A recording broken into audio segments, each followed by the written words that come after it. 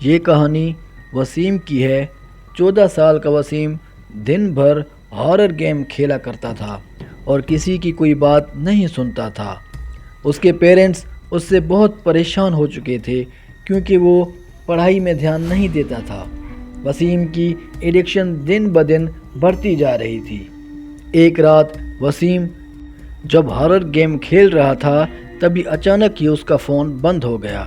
اس نے فون واپس آن کرنے کی کوشش کی مگر وہ آن نہ ہو سکا۔ وسیم کو لگا کہ شاید اس کے فون کی بیٹری ختم ہو گئی ہے تو وہ اپنی الماری سے چارجر اٹھانے کے لیے اٹھا۔ تبھی اسے لگا کہ اس کے کمرے کی طرف کوئی آ رہا ہے۔ اس نے دروازہ کھول کر دیکھا تو اس کے وہاں دور دور تک کوئی نظر نہیں آیا۔ وسیم نے اپنا چارجر نکالا اور فون کو چارجنگ پر لگا دیا۔ اس نے پھر اپنا فون آن کرنے کی کوشش کی پر اس کا فون پھر بھی آن نہیں ہوا۔ وہ فون ٹھیک ہی کر رہا تھا کہ تبھی اس کے کمرے کا دروازہ جھٹکے سے کھلا اور پھر دھیرے سے اپنے آپ بند ہو گیا۔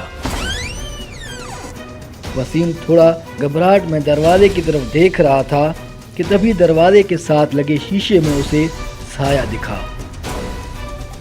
لائٹ آف ہونے کی وجہ سے وہ صاف صاف نہیں دکھ رہا تھا، لیکن جب وسیم اس شیشے کے پاس گیا تو اس کے پیروں تلے زمین کھسک گئی۔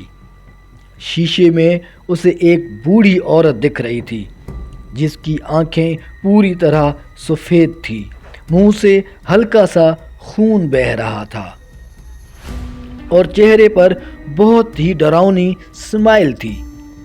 وسیم تو جیسے کیسے وہاں جم سا گیا۔ وہ گھور کر اس عورت کو دیکھتا ہی جا رہا تھا تو تبھی اسے لگا کہ جیسے وہ عورت اس شیشے سے باہر آنے کی کوشش کر رہی ہے۔ اس نے اپنا ہاتھ وسیم کی طرف بڑھایا اور وسیم کو بہت تیز سا کھچاؤ فیل ہوا۔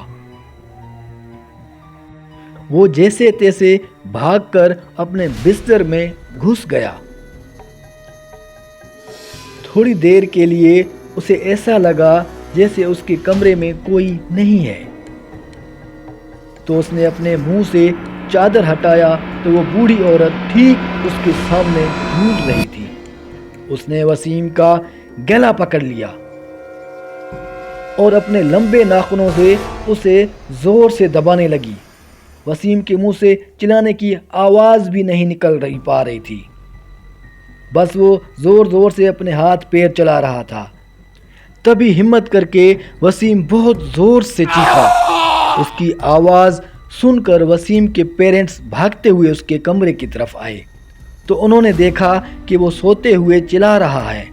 اس کی ماں نے اسے نیند سے جگایا اور اسے بتایا کہ وہ سپنا دیکھ رہا تھا، لیکن اس کی ماں بات کرتے ہوئے رک گئی جب انہوں نے دیکھا کہ وسیم کے گلے پر اصلی کے ناخنوں کے نشان تھے۔